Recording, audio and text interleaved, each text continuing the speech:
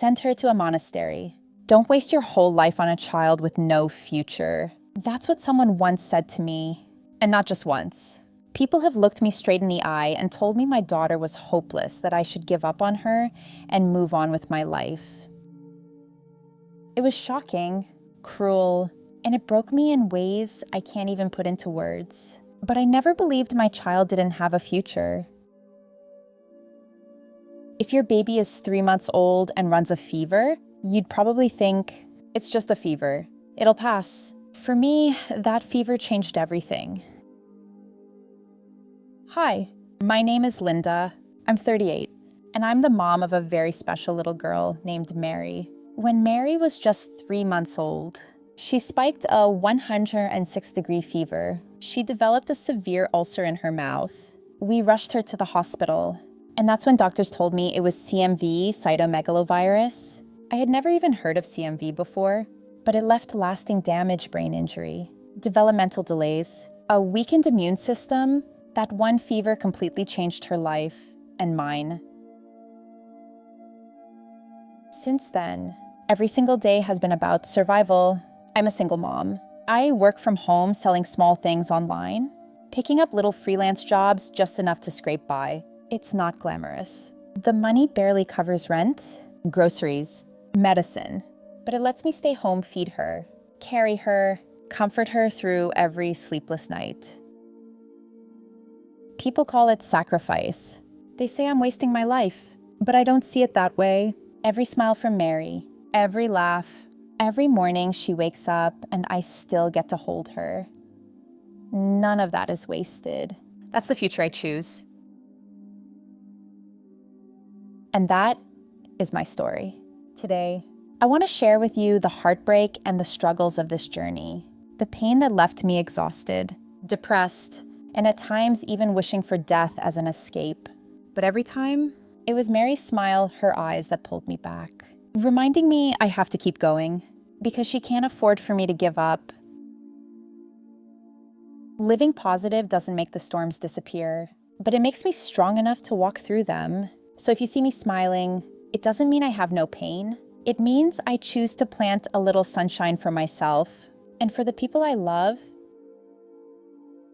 Positivity doesn't change everything, but it changes the way we move through everything. And in this journey, I'll show you the ways I've learned to survive, to heal, and to keep moving forward. After that hospital visit, life was never the same. The doctors explained it to me in the simplest, yet most devastating way. CMV, cytomegalovirus, is common, but when it hits a newborn, it can destroy everything. It goes straight for the central nervous system, causing encephalitis, meningitis, brain inflammation. For Mary, the virus had already done its damage by the time she was 3 months old. Her brain was injured and would never fully recover. Her pituitary gland was damaged, which meant her growth and hormones would never be normal. Her immune system was weak. Even her kidneys were scarred.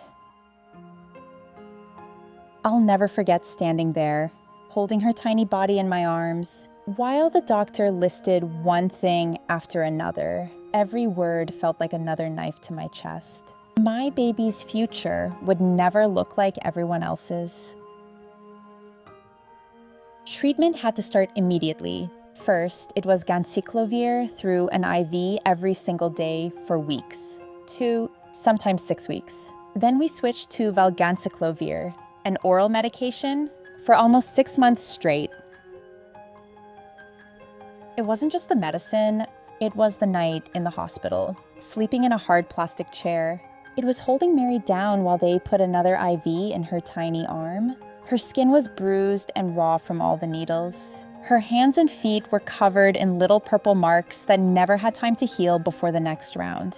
Her skin grew pale, almost gray, and patches of her hair started falling out. I would run my fingers through her hair and end up with strands in my hand, and it broke me every single time. And every new IV bag didn't just mean more pain for Mary, it meant another bill dropped on my lap. Bills piled up so fast I couldn't even keep track. At home, the tension was unbearable. My husband and I fought constantly about money, about who would miss work, about why our lives were falling apart. At first, I told myself it was just stress that we'd push through, but the truth, he wanted to move on, to pretend everything was fine. I couldn't. I was living in hospitals, living in fear. Eventually, we broke. The marriage ended. After the divorce, he did send money every month. I'm grateful for that. But it was never enough not for the rent, the groceries, the medicine, the endless hospital bills. And no check in the mail could make up for him not being there when Mary cried through the night. The only person who stood by me fully was my mom. She helped in every way she could, watching Mary when I needed rest, cooking meals, holding me when I broke down. Without her, I don't think I'd be here today. Still, the weight was mostly mine to carry. I wasn't just a mom. I was also a nurse, a caretaker, the breadwinner, the advocate, the one who had to make every single decision. Mary couldn't walk, couldn't eat on her own, couldn't fight infections the way other kids could. Every time she got sick, I thought it might be the last time. I would sit by her crib at night, barely breathing myself, waiting to see her open her eyes again. I couldn't hold down a regular job, so I started working from home, selling little things online, making crafts for Etsy, reselling on eBay, picking up freelance gigs, even writing and sharing pieces of our story. The money was small. Some months it barely covered rent and medicine, but at least it meant I could be home. I could hold her, feed her, comfort her through those long, endless nights. And that's when I realized it wasn't just the virus that tore our lives apart.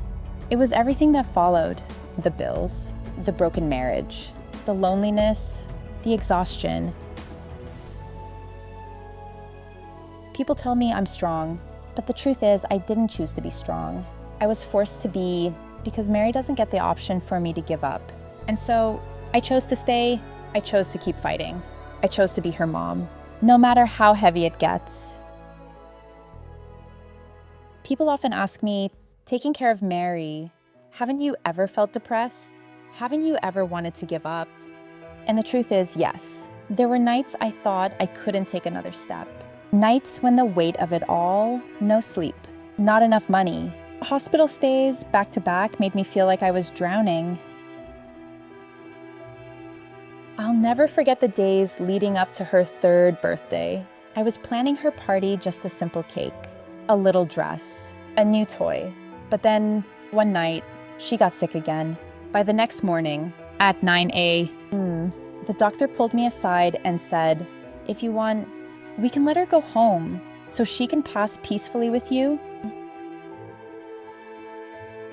At that moment, I couldn't breathe. I sobbed like a child who had never cried before. All I could think was, how do I save her? Please, God. How do I save her? The doctors didn't give up, and I begged them to keep fighting. A few days later, another call came. Prepare yourself. She could go at any moment. Do you know what it feels like to sit at home, scrolling through pictures of your baby, trying to decide which one would be her funeral photo? I did that. I sat there, staring at her smile, frozen in those images, asking myself, if the worst happens, which photo will be the last memory of her life? That's the kind of pain no mother should ever carry. But then Mary didn't give up. 2 months later, against all odds, she opened her eyes again. She didn't just survive for a few hours or a few days she lived. She fought her way back. Still, those scars stayed with me because it wasn't just that one night. There were many nights when I carried her in my arms, walked to the bridge, and thought about ending it all. Not because I didn't love her, but because I felt powerless, because I couldn't take her sickness away, because I couldn't give her the perfect family she deserved, because the bills never stopped. The work was never enough, and my heart felt like it was breaking every single day. But every time, Something pulled me back. Sometimes it was the sound of her cry. Sometimes it was the smallest smile. And in those moments, I learned little ways to keep going. I chose gratitude. I chose to be thankful for what I had, instead of complaining about what I didn't. When I felt like disappearing, I held her close and whispered every promise I could think of, until I believed them myself. When the nights felt endless, I told myself, just make it through the next hour, 1 hour at a time. Because the truth is, I can't cure her. I can't give her the life other kids have. I can't erase the pain or the struggles she will always face. But Mary gave me something far greater. She gave me a reason to stay, a reason to get up every morning, no matter how tired, no matter how scared, a reason to keep choosing life. Again and again, even on the days when I thought I couldn't. Her laugh, her tiny smile, the way her eyes find mine even in the middle of the storm. That is my anchor. That is my miracle. And maybe her life will never look normal, but she saved mine. And for me, that is enough. And then one day, it finally hit me. Mary's future wasn't written in school degrees or milestones. Her future was in every morning she still opened her eyes, every smile that lit up her face. She will never make me rich. She will never be the child society calls normal. But she did something bigger. She saved me from my own despair. So if anyone thinks I'm wasting my life on her, then let me say it clearly. I am proud to waste it, because this is not sacrifice, it's love. You tell me I should choose my future. I am choosing it. I choose not to walk away. I choose to be Mary's mother, and I have never once regretted it. I used to be afraid of so many things: losing my job, not having enough money, not knowing what the future would look like, being alone. But now, all of those fears pale compared to one thing: the fear of Mary getting sick again. Every checkup weighs heavy on me, and every time I find myself whispering, if only I could take her place. If only she didn't have to suffer anymore. But then she smiles, just one small smile. And in that moment, it's enough to wash away the fear, the exhaustion, the weight of the world. That smile gives me strength to keep going. Yes, the exhaustion, the worry, the sleepless nights, they're part of our life now. But I know as long as she is with me, I will always find the strength to walk this journey with her. I may not have medals or trophies to show for being a mother, but every smile on her face, every laugh that escapes her lips, those are the greatest awards I could ever hold in my heart. And through Mary, I've learned things I never would have learned otherwise. I've learned patience because progress is slow, but love is steady. I've learned resilience because when life pushed me to the edge, I still chose to stay. I've learned gentleness because sometimes a soft touch heals more than 1,000 words. And I've learned gratitude because not everyone gets the chance to be a mother, and I refuse to take 1 second of it for granted. People tell me all the time, "You're so strong." The truth is, if I had someone to lean on, I wouldn't need to be this strong.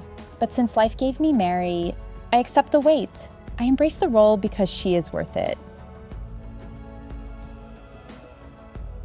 Mary taught me how to love life again. She taught me that storms don't disappear, but you can still walk through them with your head held high. And for that, I will forever be grateful. For a long time, I thought this journey was just mine to carry my private pain, my private fight. But then I started sharing little pieces of it online. And what happened surprised me. Messages began to pour in. Mothers telling me, "After reading your story, I hugged my child tighter tonight." Fathers saying, "You reminded me not to take my family for granted." People I've never met wrote to me, "Your words helped me choose hope on a day I almost gave up." I realized something that changed me. My story wasn't just about struggle. It wasn't just about hospital rooms, bills, or sleepless nights. It was about survival. It was about love that refuses to quit. And somehow, that love reached people far beyond my own home. Because of Mary, strangers told me they started feeling more positive. They said they loved their kids more. They learned to appreciate the small, ordinary moments like family dinners, bedtime stories, or a child's laughter. And that's when I understood my story is not just pain. It is also powerful, a small light for someone else walking through their own storm. Mary may never know the impact she's had on this world, but through her, I see it every day. She's not only saving me anymore, she's helping save others too. Look, I don't have trophies on my shelf or medals to show off, but every smile on my daughter's face, that's the only medal I'll ever need.